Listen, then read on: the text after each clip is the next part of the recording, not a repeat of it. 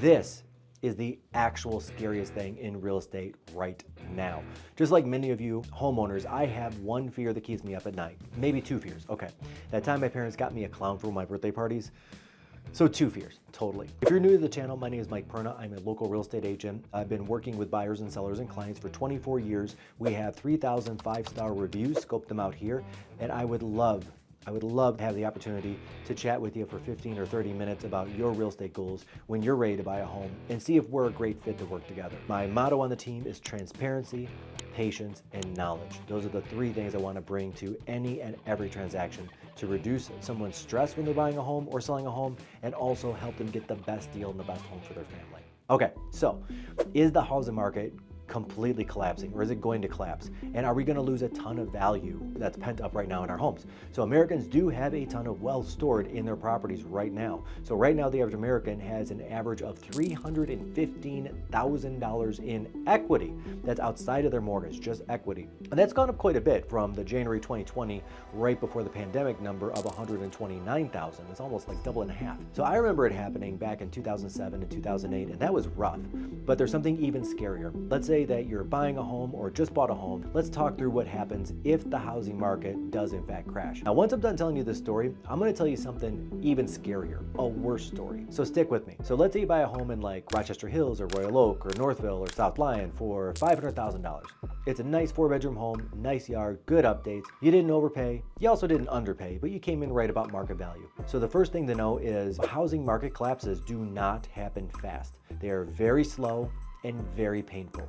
The last crash took 2 full years to reach the bottom. So the real estate market is kind of like that slow motion scene from The Matrix, where they're bullets and they're moving fast, but you can see the bullets actually moving through the air and causing those ripples and all those things, right? It's like it's gradually then suddenly. It happens over time, but then boom, you're in it. So that last crash start was actually early 2007. And you can see the bottom was Q1 of 2009. This is not like the stock market. And it's why during COVID, when the stock market went down 25 to 35%, depending on which index you're looking at, in 2 weeks, not a thing happened in real estate. It didn't move down at all. So how will this show up if it happens is you're going to be driving through your neighborhood, and then one day you're just going to notice that there are 3 for sale signs up instead of just 1. Then a bit later on, you're going to see your Zillow alerts, and your Zillow alerts will be ever increasing. And we all have them. Secretly, I have them too. Yes, I'm a real estate agent. Yes, I actually use Zillow myself when I'm looking for my own properties. So don't feel bad if anybody gives you any kind of flack for that. So you're going to see those email alerts increase, or the text alerts increase, and they're going to have more homes in them per alert. Then you're going to be driving to a friend's house or a family member's house, and take note, there are 3 or 4 price reduced signs on the for sale signs. Then finally, 4 months in or so, you're going to start seeing the news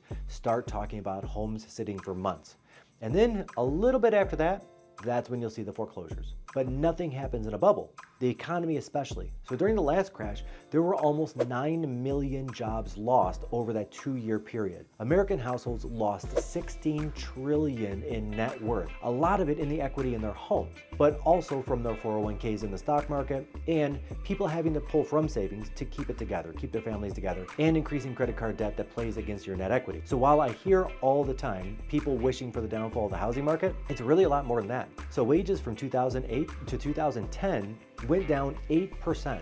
It doesn't sound like a lot, but it's a lot. Like, think about inflation and how much easier to breathe it would be with an 8% higher salary or higher income. So correlating with the housing market crash, you'll probably see family members losing jobs or being forced to accept salary negotiations they will accept because there isn't another job to switch to. And then you'll see neighbors that don't appear to be struggling will all of a sudden be moved out by the sheriff's department, and then a foreclosure sign put out front. And because it's slow moving, unless you're talking to an agent that's bringing you the most recent sales or recent data in your neighborhood, or you're refinancing and the appraisal comes in lower than you thought it would, it's going to be actually hard to tell because the changes are almost imperceptible. So for the rest of the example, I'm going to assume that you're in a fixed rate loan where you're not on an adjustable rate mortgage, and you've stuck to my advice, and that your home payment does not go over, or very far over, 28% of your total income. So it's not 40% or more of what you make.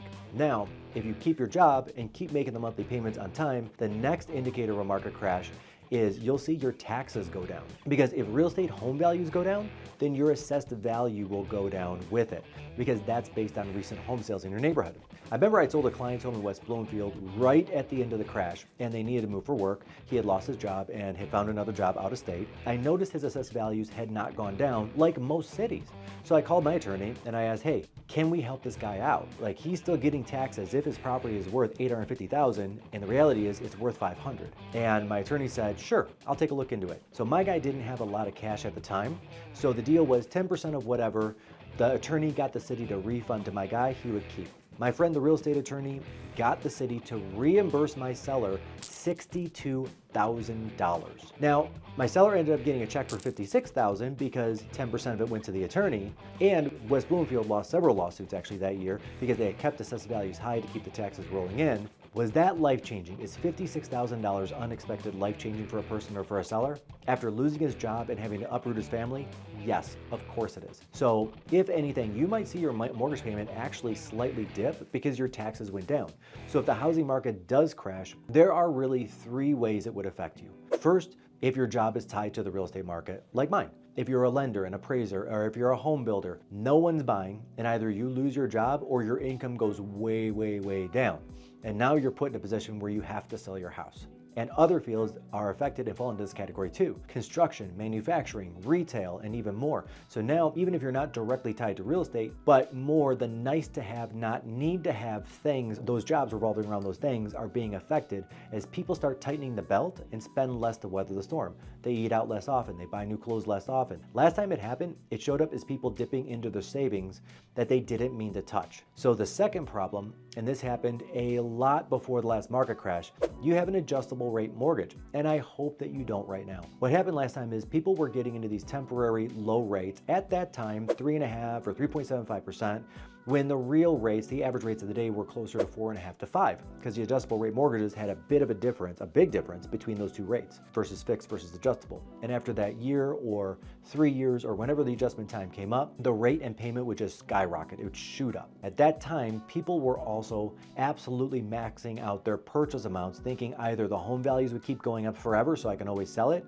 or my income and my salary would keep going up forever. So when it does adjust, it doesn't matter. So if it adds $500 a month or $1,000 a month to the payment, it's okay because I'm making more money now anyway. So people that got mortgages with payments that were 40% of their income were then forced to take an 8 or 10% pay cut, and then the rates went up, and now it's 65% of their pre-tax income. And after the payment, there's literally $0 for food or gas or car payments or even ramen. You know that 69-cent pack of ramen that we all had in college? Can't even buy that. So when those adjustments went up and there was nothing left, there was no skin left on the bone of that paycheck, one of two things happened. Because values had declined and there was zero equity in the home, people would let the home go to foreclosure, or people would do a short sale to avoid having the foreclosure on their credit. But any way you cut it, any money they put into the home, gone. And then they got to go find a new job and move somewhere else. Even if they had a job with that wage cut and the increase in interest rates, a lot of people lost their homes yet retained the job. But today, with rates in that 6.5 to 7%, those 4.5 to 5% rates, they look pretty appealing right now. And today, you can get an adjustable rate mortgage in that 5.75 or 6 range, which means that you can spend 50 or another 100,000 more on a home. Which again, if we look back to the 2006, 7, 8, the people that did do that, it ended up biting them in the butt pretty hard. I would not recommend that. Or worse, I'm seeing a lot of buyers get these 3-2-1 loans where your rate is bought down by the seller. They're essentially prepaying your interest for 1 year by 3%. So now you have a 4% rate instead of the rate of the day at 7. Year 2, you have a 5% interest rate. Year 3, a 6% interest rate. And then year 4, it's a full 7. I have warned many of my clients over the last 3 years, do not get this kind of loan. Do we think rates are going to come down in the future? Sure. Yes, they are. Absolutely. But everyone in the world thought that they would come down early 2024, and they're actually higher now in 2025 than they were early 2024. And some of those people that went against my advice and got that loan are actively trying to sell their homes because their payment is jumping so much.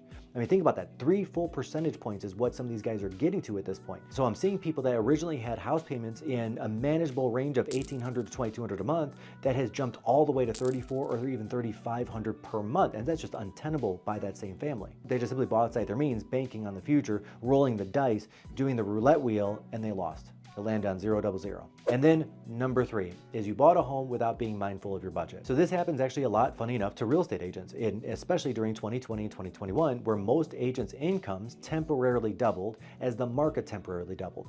Note the word temporary. Now there are half the home sales in 2024 that there were in 2020 or 2021, which means half the available income in real estate, but all of the agents are still hanging on. Or to look at it a different way, in the 19 to 23 markets, if you're getting these huge 30% bonuses at your job, or you're getting a ton of overtime that you start counting on if you're hourly, you gotta remember, guys, that stuff doesn't last forever. Remember, bonuses and overtime are ways companies can increase your income and productivity in the moment and to keep you from going to another company, but without promising you that extra income will always be there. So we're starting to see those dry up right now because of inflation. So maybe you did follow the 28% rule, but you did it on that 30% of bonus income because you had that come in for a couple of years. And when that goes away, you're way up at 40 or even 45%, depending on how far you took it. So as long as you bought with a fixed rate mortgage and you stayed within your means, the crash, frankly, isn't that scary. So those are the 2 rules of home buying. Buy within your means, get a fixed rate mortgage. When interest rates go down, you can always refi down. All right, so let's change some assumptions and go with something even more frightening. There's a family in the area, no names, just the situation, that bought a home last year for about $450,000. It was a flip, specifically by Open Door, which means a little carpet, a little paint, and then bam, right back on the market as fast as possible with a 5 to 15% markup. Mistake number 1. They missed this video here that I did on homes you never buy. Literally, it's titled Never Buy These Homes. And yes, I'm a real estate agent and my job is to sell properties. I don't get paid if I don't sell properties, but more so, my job is to help people avoid money pits, which is such a good movie, by the way. That's a really young looking Tom Hanks now that I actually look back at it. Like Joe versus the Volcano young. Shelley Long was amazing in that. But did you know Joe Mantegna was in it? Like, I had no idea until I actually started looking up at IMDb. All right, I digress. Let's move on. It's probably good to know that this was not my client as well. Just wanted to put this out there. So they ended up buying the home without an inspection, which I would 100% not recommend. Living in the home, they found a pretty large mold problem and the furnace was over 30 years and gave out. Both those things happened concurrently. Here's problem number 2.